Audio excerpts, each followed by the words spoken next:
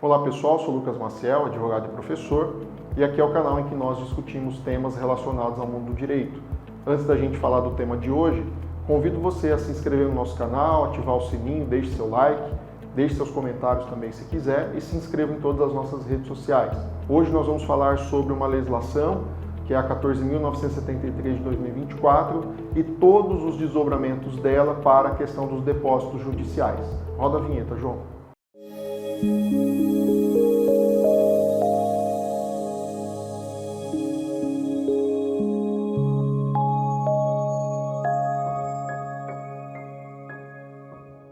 Pessoal, como nós já antecipamos, nós vamos falar hoje sobre um tema bastante interessante, que é a Lei 14.973 de 2024, que muda sensivelmente a questão da correção dos depósitos judiciais, que são valores depositados perante o Poder Judiciário, com o intuito de discutir alguma tese jurídica.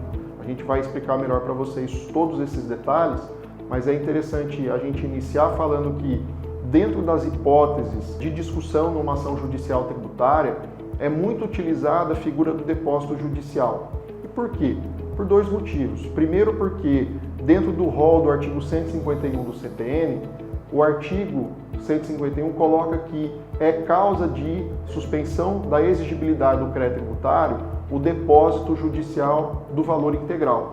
Ou seja, então se a empresa ela não quer pagar um determinado tributo por entender que ele não é devido, mas que não queira ter nenhuma questão de problemas em participação de licitações, empréstimos bancários em bancos públicos, o que ela pode fazer? Ela pega esse valor, deposita numa conta judicial e deixa o dinheiro lá enquanto o processo judicial está sendo discutido. Lá na frente, se a empresa ganhar o processo, ela pega de volta o dinheiro e vida que segue. Se ela perder o processo, o valor já está pago, a União recebe o dinheiro e encerra a discussão. Então, esse é o primeiro ponto. Continua tendo a questão da certidão, ainda que positiva com efeito de negativo, mas ela vai ter a certidão. E segundo, uma questão de segurança jurídica, para você evitar que hoje a dívida seja de 1 milhão e daqui 10 anos seja 2 milhões.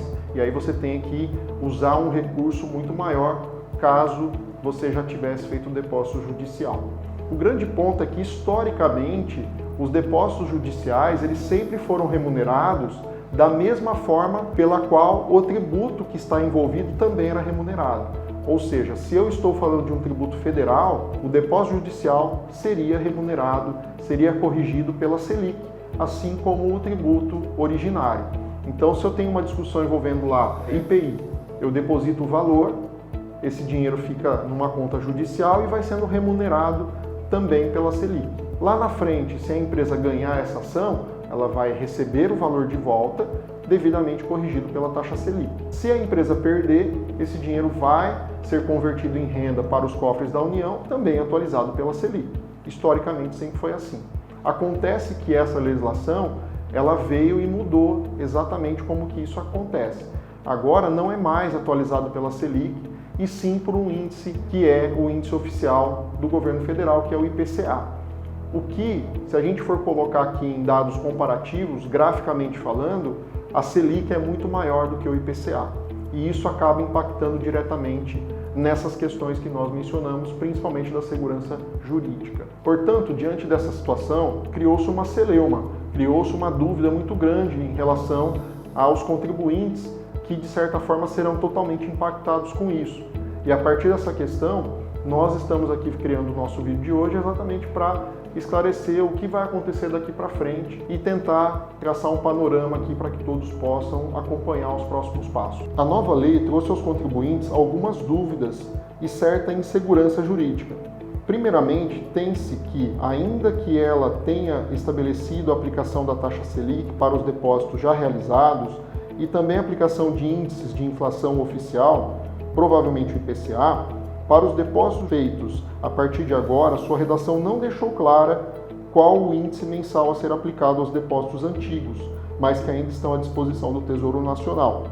Um outro ponto a ser destacado repousa sobre o fato de que a alteração do índice de correção dos depósitos poderá levantar nova discussão quanto à incidência do imposto de renda da pessoa jurídica, da contribuição social sobre o lucro líquido, PIS e COFINS sobre a variação dos depósitos que serão corrigidos apenas pela inflação, uma vez que ela, ao que parece, deixará de ter caráter remuneratório e passará a ter caráter compensatório.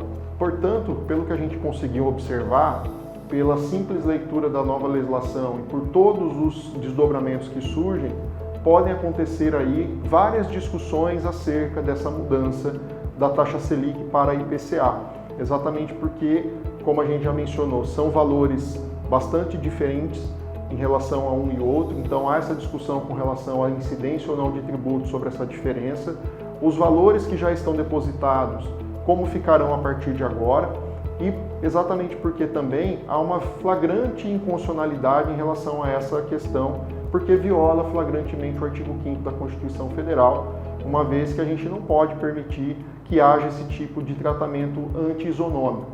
E por fim também há uma violação clara a entendimentos já bastante tradicionais do Supremo Tribunal Federal que vedam essa distinção na correção de créditos. Não é justo que eu tenha um valor depositado em juízo e que ele seja remunerado de forma diferente do que o crédito principal. Isso geraria aí um grande imbróglio, uma grande situação de variação na questão da isonomia, fazendo com que haja um enriquecimento ilícito por parte da União, que vai estar com esse dinheiro à sua disposição, depositado nas suas contas judiciais do Banco do Brasil ou da Caixa Econômica Federal, que são bancos que têm participação do governo federal, e a empresa que está se utilizando do depósito judicial ainda continuaria devendo, mesmo não tendo mais o seu crédito à disposição. Então esses temas serão ainda discutidos em casos concretos, vai chegar provavelmente aí até as instâncias superiores e vamos ver como que o STJ ou o STF vão